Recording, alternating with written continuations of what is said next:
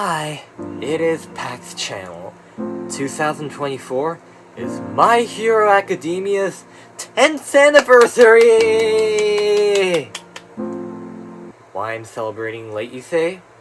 Well, that's because it's almost been 3 years since I've become a My Hero Academia fan. It was 2020 when I first heard of My Hero Academia, when a Yokai Watch YouTuber I like called Yokai Watch Senmon Channel reviewed a Yokai Watch episode, and he referenced Deku, Yokai Academy Y, which is a spin-off of Yokai Watch. It's a superhero anime, not a successful one though, just like My Hero Academia. And it was at that same year that my mom started watching My Hero Academia. At one time at that year, my mom wanted to recommend My Hero Academia to me, but at that time, my number one favorite anime was Yokai Academy Y that I refused. Because of my autism, I thought a human and a specter or yokai fusing into becoming a cool humanoid yokai hero was much more cooler than just, you know, dressing up and then hero. Huh? But after the Y Academy anime ended and the original Yokai Watch show came back, I didn't have anything else to watch other than some of the new Marvel shows and Thomas and Friends. And after that, it was around when I was about to turn like 14 where I wanted to get interest into My Hero Academia.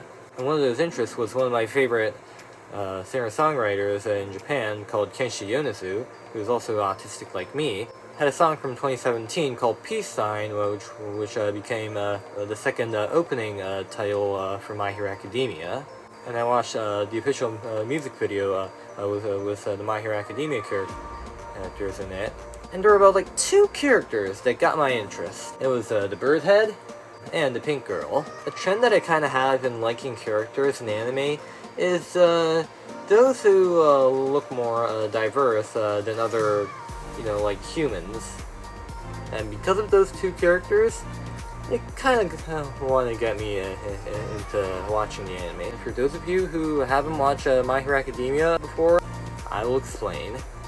A young boy named Deku wanted to become the greatest hero, inspired by his number one favorite hero, All Might. But his personal doctor denied that dream, saying that Deku doesn't have a quirk, which is the main power system in My Hero Academia, in which 80% of the population of the world can have a quirk. And after Deku was shocked that he wasn't able to achieve his dream, 9 years later, he spots his childhood friend Bakugo get taken as hostage by a sludge villain, and dashed out to save him, trying his best to scrape the sludge villain's hands off Bakugo. And from there, the real heroes came and defeated the sludge villain. And later that day, in the afternoon, All Might met Deku and said that he can become a hero, no matter if he can have a quirk or not. And after that, when I later watched the anime with my mom, I was able to get into a lot of characters, starting... Oh my god, where do I start? With Fumikage Tokuyami, the bird head that I mentioned earlier. Fumikage Tokuyami is a character in My Hero Academia in the same class as Deku. His quirk is called Dark Shadow, where Tokuyami's counterpart comes out like a shadow raven, and becomes very strong whenever Dark Shadow is in a very dark place.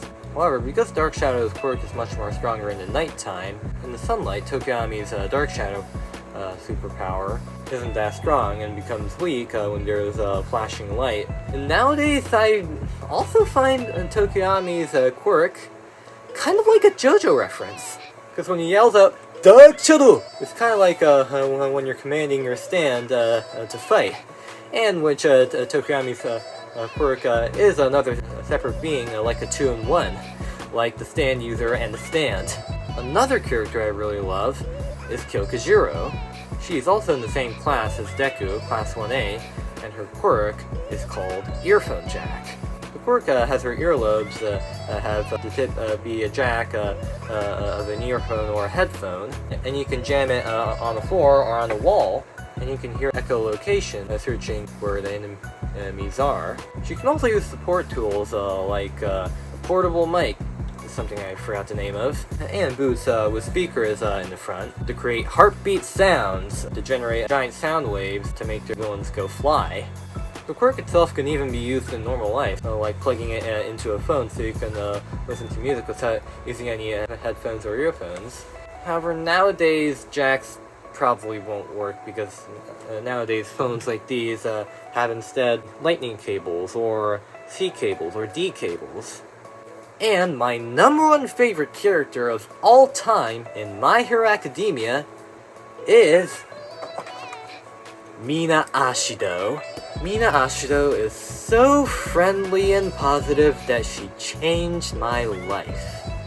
Sorry Kengo Benimaru, you're not my #1 favorite anime character anymore. Mina Ashido is now. Mina Ashido has a lot of aspects that are similar to me and is a great reference to pop culture. Mina Ashido is very charming and very positive and upbeat and can get along with anyone and likes making friends. She gets along with Ochako and always teases her that Ochako likes Deku. She's kind enough to teach Deku, who wants to dance, for Eri. She's even in the best of terms with Kirishima. Both Kirishima and Mina Ashido share a backstory, although I won't go in further detail because spoilers. And even though Mina Ashido hates the worst character in My Hero Academia, Minoru Mineta, she sometimes gets along and can be supportive. Even sometimes interrupts Yuga Aoyama, who's being vain. She even often pairs a lot with Kyokujiro. And with Bakugo, we don't talk about that. Mina Ashido is not part of the Baku Squad, you Baku Squad fan. Sorry about that, I just don't want to remember Bakugo calling Mina Ashido a raccoon. Now let's get into Mina Ashido's quirk. Mina's quirk is Acid. Acid might be a superpower that would commonly be used by antagonists or villains, but this time Acid is held by a superhero, showing an example of don't judge a book by its cover. Acid can melt down things like walls or floors to get to a destination faster when trying to save people. She can also control how corrosive the acid can be, how soft or wet it can be. She can even make it into slime or something to slide faster, or even burn down walls with her fingers to climb up things. Mina Ashido also loves to dance. She's even great at dancing that she can also break dance. So next I'd also like to shortly talk about my MHA cosplays. My channel is also known for me cosplaying for many kinds of anime, and the majority of cosplay is from MHA. My first cosplay was a gender swap of Kyokujiro, and when I think back to it, it's kind of cringe. I first wore it in Toronto Comic-Con, and my second cosplay was Fumikage Tokuyami, which was my first official My Hero Academia cosplay, and my third is Mina Ashido. And it was that time when I first got this gym uniform, and I was just so happy that I was able to cosplay as my #1. And 1 year later, when I was back into cosplaying Mina Ashido, there are lots more better improvements. This time I got the mask and my hero suit that had the mini jacket and all of the purple and cyan color suit. I even did a remade cosplay of Kyokujiro. This time it had the ripped details, a much more cooler looking jacket, because the reason why I don't see my gender swap Kyokujiro as unofficial was because it was only a cosplay that I was able to make all in one day because it was closet cosplay. And finally, I cosplayed as Katsuki Bakugo. And what made my Bakugo cosplay special was that I had this kind of like explosion effect that my mom was able to make. Now, I finally come to talk about this part of this video. What happened during MHA's 10th anniversary? However, I am going to say a lot of spoilers, so it's only for the MHA fans who are caught up, or are catching up. So, if you don't want to get spoiled, skip to this part of this video right now.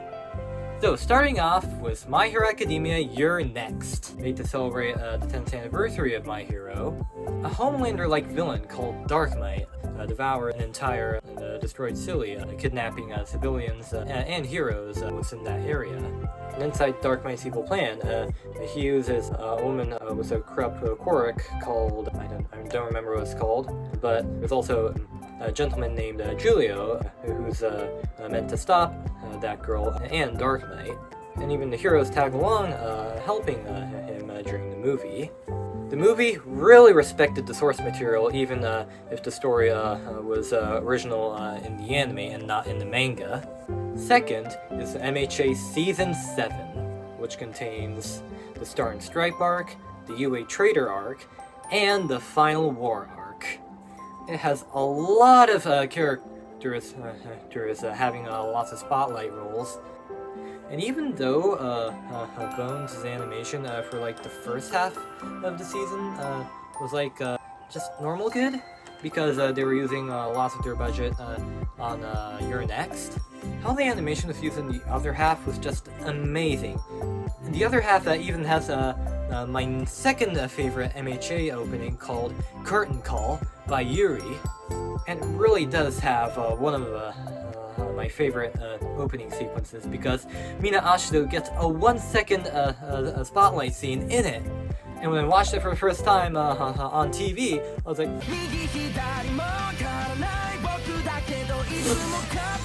yeah, I spat my drink out because my number one favorite character finally gets into a main role. Like, alongside with the Class 1A students doesn't count, because I got spoiled that Mina Ashido is gonna have a big spotlight role in it. Thank you, Horikoshi, for actually seeing Mina Ashido as an actual character. And that Mina Ashido spotlight episode is called It's a Small World, and which in the chapter is called A Small Heart. Hold on a sec. How am I able to explain this without like stumbling in my words? Is during the area where Gigantomachia got released by the villains, Gigantomachia starts doing an attack that would kill Mount Lady, and at the same time, the Sludge villain, which was Deku's first villain back in episode 1, captures Shinso as hostage, and Kirishima tries his best to scrape off the Sludge villain's hands off to get Shinso out. And Mina Ashido, who experienced depression after she lost Midnight, which is one of Mina's favorite teachers, and didn't want to lose anyone else, decided to go over her limit in using acid, bringing out her strongest move, Acid Man Alma, melting Gigantomachia's hands, allowing Mount Lady to stay alive. And after that, she quickly dashes to instantly put a bunch of acid onto the Sludge villain, releasing Shinso. Thanks to that, Shinso was finally able to use his quirk on Gigantomachia, and Gigantomachia leaves to go fight All for One. And after Mina used her quirk over her limit, it caused part of her skin to turn back to what it normally looked like before she turned 5, and her horns becoming a bit more straight. And after using all of her acid, she faints, and Kirishima catches her, with Mina saying that she paid back the debit Kirishima back when Kirishima saved Mina back in the Paranormal Liberation War arc. Because after a total of 7 seasons, and after 3 years of getting into MHA, it was just really exciting for me to finally see Mina Ashido at her peak. And it makes me think back and realize when every time Mina Ashido makes more appearances in one episode, in probably like season 2 or season 3 or season 4, that would still count as a spotlight episode, because it shows her very positive side, trying to like be in the mood with everyone in the class. And up to the current arc, in the anime anyway, she wants to keep that heart of keeping the happy, positive love with her class. Now, let's end the video with why My Hero Academia is my #1 favorite anime. We all know that everyone has their own opinions on what's the best anime for their great reasons. Like Attack on Titan with all of the storylines connecting, and the concept of using ODM gears to defeat Titans. Or Bleach with their great character designs and power type and power level. and Sosuke Aizen's plan that inspired generations of anime after that. There's One Piece with their never-ending story, a great world expanding, and character development. Vinland Saga with their concept of most of the sides being neutral, and the words, "No one is your enemy."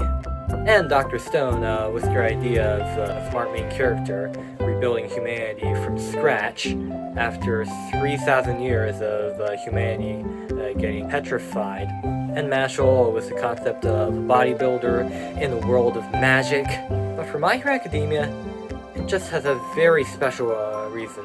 During my life of watching lots of things in media, I liked a lot of superhero content. Obviously DC and Marvel, and even some franchises outside Marvel and DC like Captain Underpants, Ant-Man, Yokai Academy Y, like I mentioned earlier in this video. Although I've never watched The Boys before in my childhood because that would have traumatized me. But out of all of those superhero franchises, including the least popular ones to the most popular ones, at the same time, My Hero Academia is my #1 favorite anime and my #1 favorite superhero franchise, with the special reasons being that what I thought would be a perfect concept of a superhero society, having 80% of the world's population have quirks. Becoming a superhero can also be a job. But out of most of the superheroes who basically just do hero for money, Deku and the next generation of superheroes in Class 1A know the true heart of being a hero. And at least all of the 20 students in Class 1A all get their own character development throughout Season 1 to Season 8, explaining why Deku says in the narration that this is the story of how we all became the greatest heroes. And other than the special reasons, there's also reasons is the character designs. Of course, my #1 favorite reason for why I love My Hero Academia is Mina. Anyways, My Hero Academia started in the manga in 2014. The anime started in 2016. The manga ended this year, and the anime will plan to end next year. Horikoshi Kohei Sensei, thank you so much for making My Hero Academia. My Hero Academia changed my life. And most of all, happy 10th anniversary, My Hero Academia. もう大丈夫。なぜって？私が来た。Everyone say die!